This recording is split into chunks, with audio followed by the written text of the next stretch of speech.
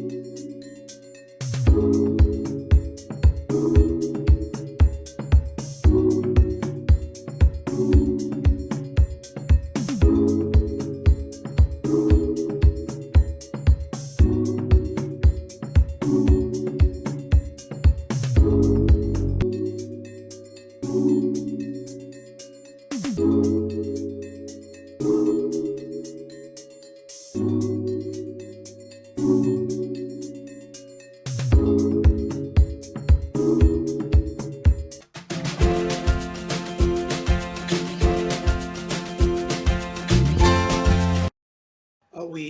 are here for Writings, Chats, and Friends, and today with Monica Rinkman.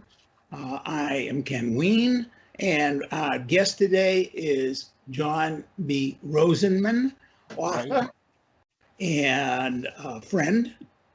And I'm going to start. John is fairly well known for writing science fiction and horror. But mostly, I think of him as a sci-fi man. So for our writings portion, Thackery helped me pick out two poems. The first one is by Peter Payak, and it's called The Migration of Darkness. Each evening, shortly after sunset, darkness covers the land. Having mystified thinkers for millennia, the mechanism for this occurrence has now been identified: migration. Darkness, it has been found, is composed of an almost infinite number of particles which roost and reproduce up north, where they have fewer natural enemies. Forest fires, lampposts, lasers, blazing sunlight, torches, candles, lighthouses, limelight, and electricity are relatively rare in polar regions. Okay, and I love that idea of these little units of darkness. It kind of reminds me of many things that we consider dark, like plagues, misinformation, things like that. And then the second one, I'm not going to tell you the author of this. I'm going to ask you to guess the author if you can tell us. And then you kind of, it's called Space Oddity. This is ground control to Major Tom. You've really made the grade, and the papers want to know whose shirts you wear. Now it's time to leave the capsule if you dare. This is Major Tom to ground control. I'm stepping through the door, and I'm floating in a most peculiar way, and the stars look very different today. Here am I sitting in a tin can far above the world. Planet Earth is blue, and there's nothing I can do. David Bowie. Yeah. Hey! I knew you'd get it, Monica. I love that song. Perfect words for you, though, John. And the genres you do. So. I enjoyed both. So, John, how did you get interested in writing science fiction? Let me think about that one. Well, one of the influences was that when I was about 11 or 12, 10, 11 or 12, I had a 20-year-old friend who introduced me to somebody called two authors. One was Ray Bradbury, The Martian Chronicles, The Illustrated Man, and so on. Another was Richard Matheson, The Shrinking Man, or The Incredible Shrinking Man. Mm-hmm. Mm-hmm. And my sister had a fiance, at least for a few months, and he gave me a free year's subscription to I think amazing science fiction. So your relationship with him lasted longer than your sister's. Exactly. I for at least a year, for years, I was grateful to him for giving me that. Another influence on me was in the 1950s. You had these science fiction / horror movies like The War of the Worlds, The Thing, Them, Invasion of the Body Snatchers, and the biggest one was The War of the Worlds in 1953, a few weeks after my 12th birthday. I sat in a theater watching the War of the Worlds and the scene where three men approach the meteorite, the cylinder in which the Martians are waiting. And I know something terrible is going to happen. And I was scared to death, frightened out of my skin. I wanted to leave, but I couldn't move. Something like that, in addition to all these other influences, got me hooked for life. Now you've scared Thackery. I know, he was shaking. I'm sorry, I often do that. Often do that. We reassure him that the Martian invaders went away. They went away, and it's all make-believe, Thackeray, honest. Okay, he's back. So, okay, so as a kid, you're 11, 10, 11, 12 years old. And you got hooked. I got hooked. Great. I did. It's a lifelong disease or addiction. Did you buy comic books also? My biggest, there were the EC comic books. I remember them for 52 pages for a dime, sometimes 61 pages. Captain Marvel, Superman, these horror movies and horror comics, and especially classic comic books. Remember classics, illustrated? They contributed to it in a literary way. Yeah. Well, some of those were science fiction. Some were, like Edgar Allan Poe and so on. Yeah. And I think they do one of 20,000 Leagues.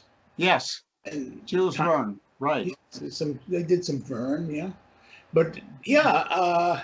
So you and I, we'll go back. Now, of course, they don't call them comic books anymore, do they?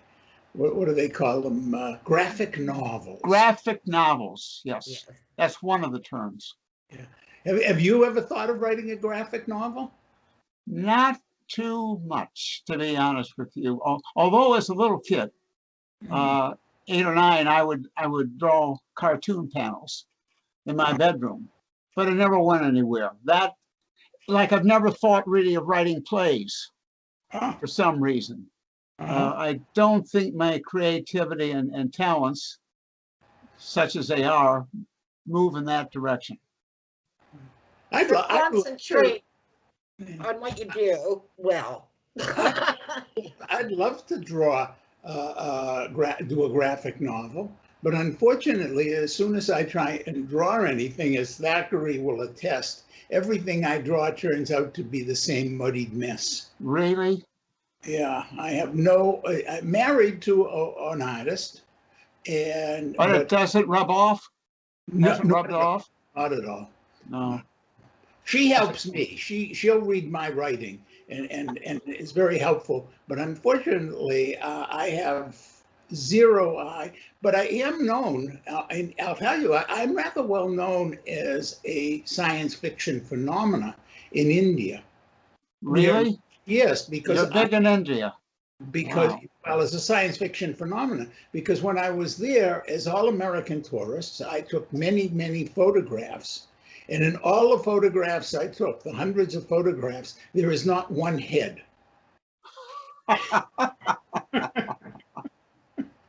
You know, I just had a novel published, the first of a new series. And I saw some artwork. I was asked by David Dodd at Crossroad Press how I would like the cover to look.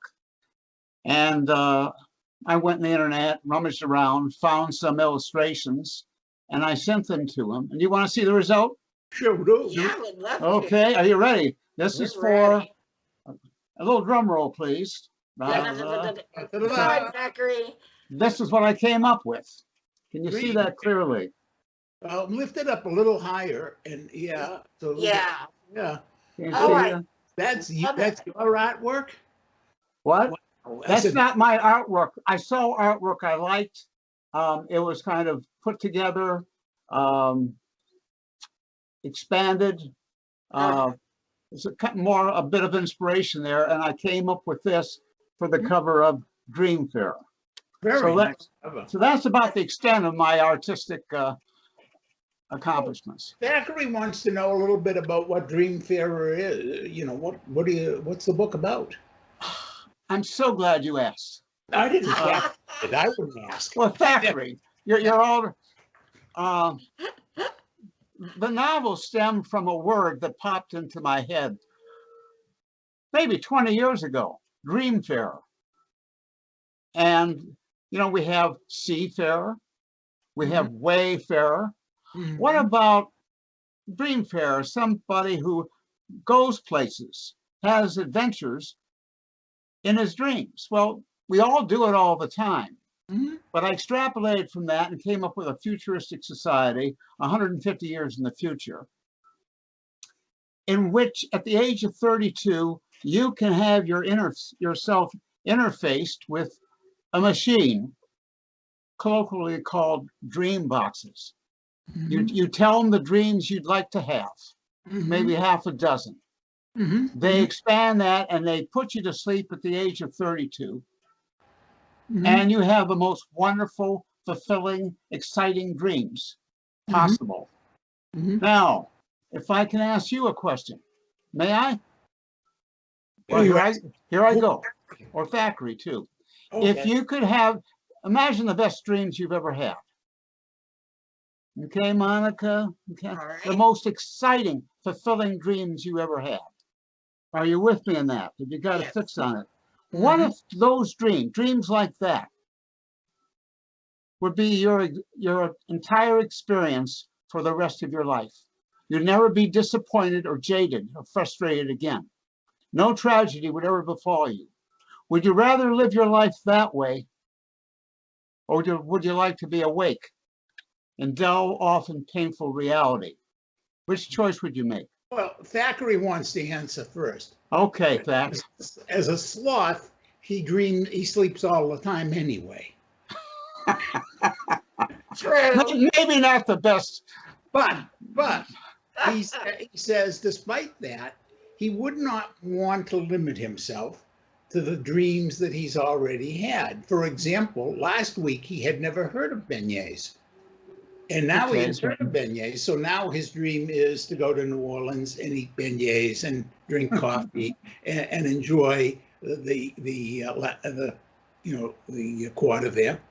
And maybe I've been there though, New Orleans and the Quarter. Yeah, I have too, but not with Thackeray. And he'd like maybe to try some blackened fish. But he knows that next week he might hear about someplace else, go to sleep, and have yet another dream. So he would love to recreate the dreams, but he wouldn't want to be caught in them. Ah.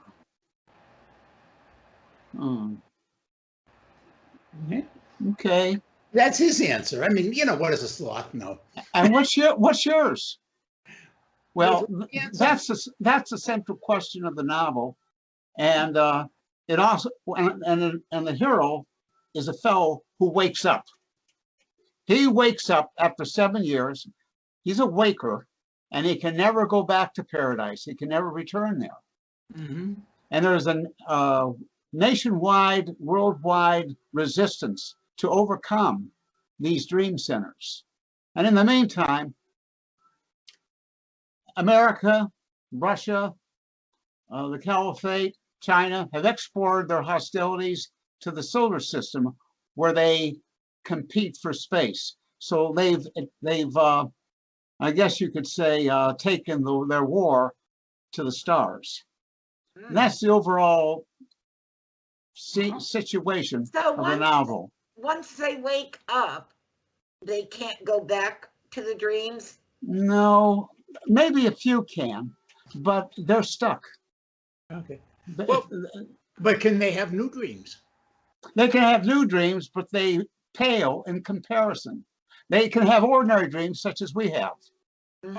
And Thackeray could too, but you can never go back, never return to paradise, where you're always the hero or whatever you want to be of your dreams. Well, yeah, I'm always the hero of my dreams, but I don't know that I'd want to live in them, because I would miss things like, No, you wouldn't miss them because you wouldn't know. well, but yeah, I think at some level of being, I might not miss them in my mind during the dreams, but in terms of my self-definition, my essence, because at some point I die, and presumably, well, I don't know, maybe you don't go anywhere, but I'm going to assume that after they've cremated me and swirled me around the swirl of their choice, that my essence will go someplace, and at that point, it will look in the mirror of the cosmos and say, "Boy, you sluggard, you missed out on all of these possible adventures." So I'm one of those people. I wouldn't choose to slow. I wouldn't. Okay, I think most people would answer as you do. All I can say is in the novel, those who wake up aren't happy about it. They simply are not happy about it. You don't want to give it away. Okay. Well, under those circumstances, I'd probably want to dream. Okay. Well, Monica, you've been living a dream for the last year. It's called a nightmare.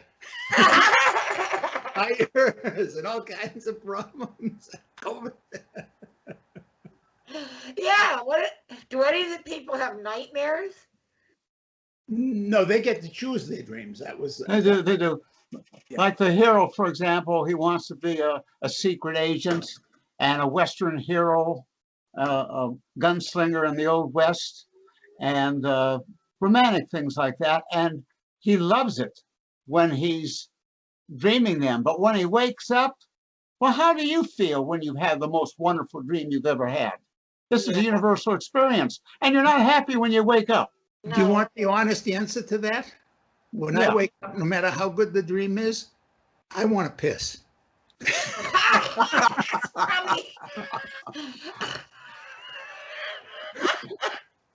Yeah, but I'll tell you, Ken, I bet you don't do that as many times a night as I do.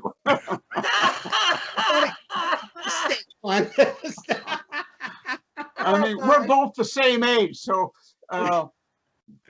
we're peers more or less. What do they do about bodily functions while they're dreaming all this time? It's all taken care of electronically by science. They filter your blood. They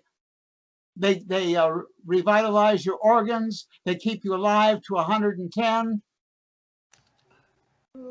And it's very efficient. One problem is that more and more people are electing to be interfaced with these machines, and so they have to keep raising the age from 30 to 32 to 34, and they have fewer and fewer people working. So that's a problem. Well, why don't they just hook up computers to do all of that? And then, I'm sure by this point, given all the space, they got to have pretty decent AI. And so as soon as you have bred your reproduction, you can be put in your little dream world. Of course, the problem with that is that if you haven't lived enough, then how can you know what to dream? This is true. This is one reason that the hero decides. He makes a very, very difficult decision that it's better not to be interfaced again, but to live life as it's meant to be lived, realistically. Okay? But another issue here is if you believe in his cause, to what extent are you willing to use brutal methods to achieve it? If somebody stands in your way, are you justified in killing them? Well, now that's what would Thackery say? Thackery? It depends. Now, if we're talking about bad birds, we humans call them harpy eagles, but he doesn't. Okay. He gets upset with that. Okay. So I can't see it. Okay. If we're talking about bad birds and destroying all of them, I'm afraid Thackery is in favor. He says, give him missiles, give him drones, give him all the weaponry. But if we're talking about normal killing one another, he does not approve of violence. Well, there you go. Zach is the authority. Now, can the people have a choice once they are dreaming to wake up, or is that only certain individuals? No, they don't. They don't. And most of them are happy to go. For example, they have celebration parties. The hero sees his parents go. They desert him when he's 7. They tell him they're going to leave him, but they leave their parenting behind because they're so eager to be interfaced. And their attitude is common. I mean, it's like being addicted to any drug, the most addictive drug you can imagine. Compared to that, what are ordinary responsibilities like your children, your wife, your husband? The needle or the drug becomes everything. Well, or money. Or money. It can be anything. It can be greed. Does it cost money to be part of that? No. No, you work until you're 32, and then you have the option. You can put it off a few years. You can keep putting it off. And this takes place, as I said, in the United States 150 years ago. And America has been divided into 7 autonomous regions. And then they decide to bring back the presidency of the United States as an institution. And the hero is going to play a role in that. I'm not going to, no spoiler alerts here, rather a spoiler alert, but I tried to work that in as well. I think we've talked about DreamFarer enough at this point. Yes. That we probably got people kind of wondering and asking them the good questions that we've been discussing. And maybe we should tell people where they find it, how they find that book. And of course, Monica is going to put up a link in the description of the show. But where do they look for the book, John? That's a good question. It's available both as in Kindle format. It's right now. You can be pre-ordered. It won't be published until August 17th. Okay. It's available in Kindle and in print, and you can find it on Amazon, Barnes and Noble, I believe, and what else? I don't know. I assume there are other places. Do you have links on your own website? Let me see. Do I have links? I don't think I have that posted on my website yet. Not yet. I should. Yeah, but you really have to. Yeah, you have to look for. Okay, so now, folks, the problem is that there are a number of Rosenmans. So we're going to remind you, you're looking for John B. Rosenman. Okay. And what we're going to do then is post a link on Amazon. Now, this show, folks, by the time when you get on the show listening, it may be that this book, this John's newest book, DreamFarer, may not be available yet. You may or may not be able to order it. You go to Amazon on the link, go to his page. If it's available to pre-order it. Well, it should be now. It's available now. You can pre-order it now. But you know what I do is John's done a number of other books, a whole bunch of books. Yes. And so what you're going to do is, besides pre-ordering DreamFarer, you're going to look through those other books and maybe buy yourself a couple more. Please do. Yeah.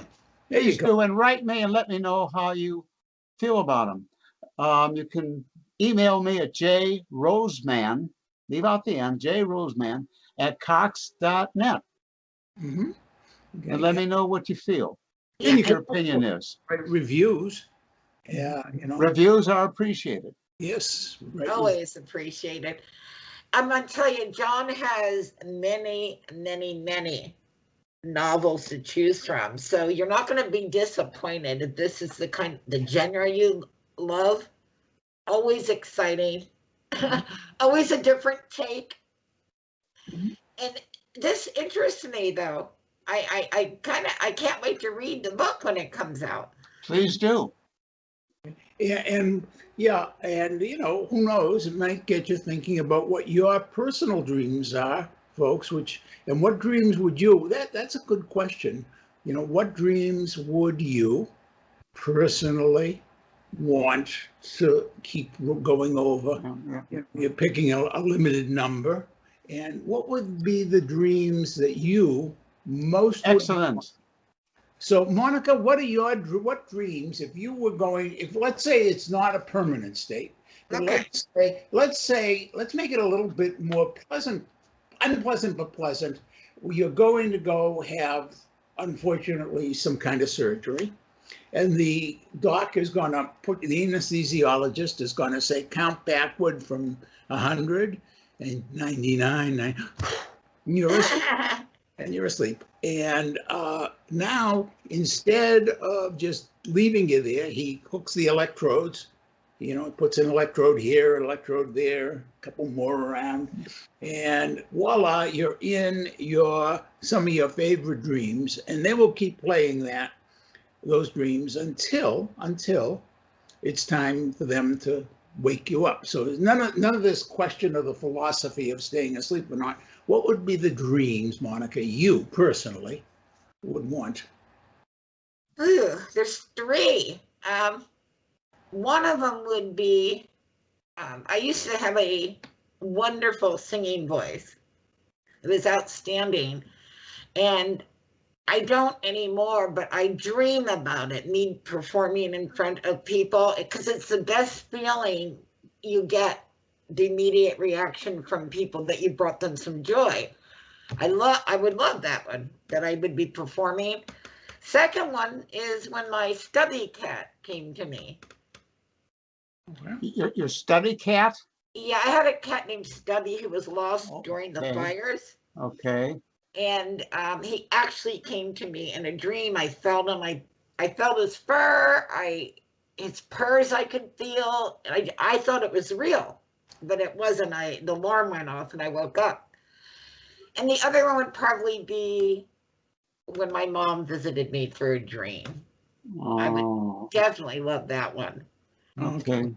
Nothing of power or grandiosa for me. I just want to touch people, You wouldn't want to be a movie star or a potentate or anything like that? No, I don't like the fame and all that goes with that. Okay. I don't like what it does to you. Loss undone kind of dreams. The only thing I'm going to say to you, Monica, don't let Rich hear this podcast, because none of your dreams were about him. I know. Heck, I got him in real life. Who needs a dream? And John, what would your dreams that you'd want the anesthesiologist to provide? Well, maybe I'd like to be a world famous author who's just won the Nobel Prize for Literature. That's one possibility. I've always wanted, as a kid, I always wanted to be Willie Mays or Mickey Mantle, something like that, or an all-star pitcher. So I would love to be a sports hero of one kind or another. Mm-hmm. There are many other things. I wrote a short story once about a shipjack in the Chesapeake Bay. I've often written about subjects that I know nothing of, or little or nothing of, and I just have to research them. I'd like to be a shipjack. Mm-hmm. Can I tell you one odd thing about the way my novel ends? If you wish, absolutely. One way in which I differ from most other novelists is I don't have endings where it all ends, people end happily ever after, or even miserably ever after, or they drop right off into the sunset. It's always a continuation. For example, the 6 novels of my Inspector of the Cross series, in a way, are one long novel. Well, at the end of DreamFarer, which I won't divulge, my beta reader, who's an English professor about 4 years older than I am, she's wonderful. She's written 21 novels in the same series, 12th century detective series. She asked me, well, what happens next? Well, I thought it was clear that the novel had a very satisfactory ending without revealing it. What happens next, she said. So you know what I did? I wrote a sequel. Of course. Just on the basis, all right. You know, I thought the novel was satisfactory, had a satisfactory ending. But I'll tell you what, I'll give you another novel. You know, there is a television program called Mr. Mercedes. I believe it's based on a Stephen King novel. Yes. And it's very good. And in it, there is an author, and he stops writing, but he keeps writing in private. So the only thing I'm going to ask of you, John, is that you should go back and write the final piece for each of your series. And then the answer is, what happens next? Well, read the next one, read the next one. And if somebody says, well, what happens in the very end? You say, that happens, and you read the next one after I'm gone. Okay. I'm going to have to incubate that advice. Yes. It may be very productive. Write the final chapters, so to Right, speak. the final chapters to be read after your death. And of course, since we hope you're going to become famous, you have a literary will and executor and beneficiaries, and you do this, that you release them in a way that will maximize the royalties to the next generation. And Thackery wants you to know he volunteers to be your beneficiary. That's damn nice, Thackeray. I really appreciate it. So altruistic, too. Can I tell you one more thing about my current book, which I just started? You know, as I get older, Ken, you may be similar, I accumulate diseases and ailments. Mm-hmm. Okay. For example, I've had third stage kidney disease. I have Barrett's esophagus. I have celiac disease, in some ways the worst. These are just a few. Acid reflux, you name it. Well, a few months ago, I was playing tennis, and I sat down next to somebody during a break, and I fell asleep in the day, something I never do. And I woke up, I didn't know who the hell I was. I didn't know where I was. I couldn't breathe. I was I was screaming, although since you can't breathe, how can you possibly scream? Right, no volume. And this happened to me a couple other times when I went to bed. I had a glass of wine, went to bed, and I was diagnosed. Can you guess the diagnosis? Neither one. Sleep apnea. Huh. Oh Okay. my goodness. Sleep apnea. And I'll tell you, I went to see a neurologist. I was referred to him. And he said, well, the CPAP is the gold standard. So my beta, I mentioned this to my beta reader, and she said, why don't you write a novel or a story about that? This is right out of my life, and I have to make some changes. So I'm writing a story about a 47-year-old loser, or somebody who's not very successful, whose wife has just left, taking his 7-year-old son. And he wakes up one day, he has this dream where he can't breathe, my dream. And when I was in the bed, I was thinking, if I don't get up, if I don't manage to get up, I'm going to die. It was agony. I mean, agony. So finally, I lunged up and managed to get up and staggered across the floor. That was the first dream I had like that. I thought, what the hell is happening? And I was diagnosed. I was referred to the neurologist by my gastroenterologist. And lately, I've had a few episodes where I fainted. Semi-fainted. Reason just hit the floor. And this is sleep apnea? I don't know if it's related, but I suspect it might be. It's probably related, but I think what we're talking about is something that's interfering with your breathing that shows up at night, but it's Yeah. also clearly so. It was during the day. So I'm writing, I don't know if it's going to be a novel, a novella, a novelette, but I'm I can imagine what taking a you chance at it. John, given this list of maladies, I want you to get to work on all those concluding. Yes, please. I might not have much time, is what you're saying. Unfortunately, yeah. So take care of yourself. Okay. But you know, it amazes me, and I think that you just made one point for us AKs. For those of you who do not know what an AK is, it defines John and me. It stands for Alta Kaka, which in Yiddish means old shit. For the whole part. Old fuckers.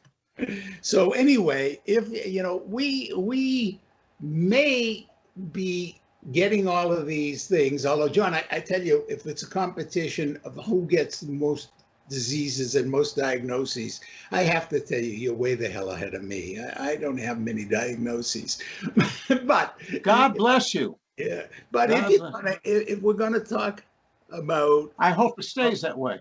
yeah, thank you. But you know, one of the realities is that you can give in to age, you can give in to maladies, or you can keep playing tennis.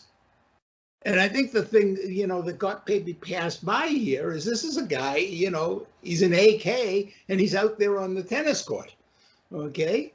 He's an AK, but he's sitting there at that keyboard and knocking out new stories.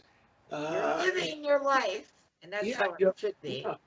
And, you know, in a way, let's get back to DreamFarer for a moment. Okay. His newest novel, because in a way, one of the questions we were discussing earlier about DreamFarer is which is better, to let yourself keep reliving these positive dreams and fantasies, or to keep going on and living more.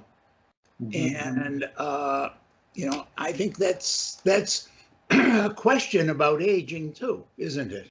Many of us, as we age, instead of playing tennis and writing and doing podcasts and doing all the things that we do, many people, as they get old, just sit around and give up. Yeah, well, and muttering and complaining about how life is no longer worth living, and how. Hey, I can do that too. Occasionally I do it. We all can do it. Life is a bitch. Yeah. It's unfair. Yada, yada, yada.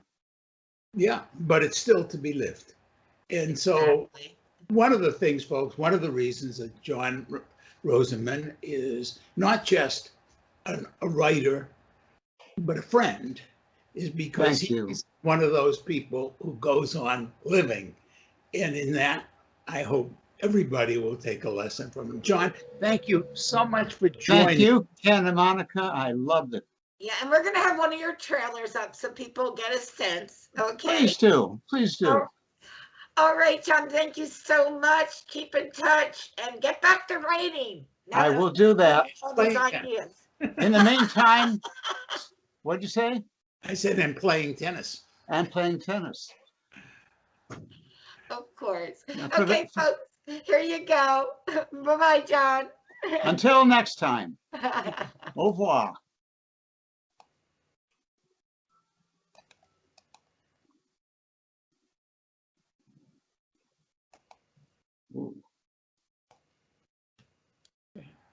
Monica, you're still recording.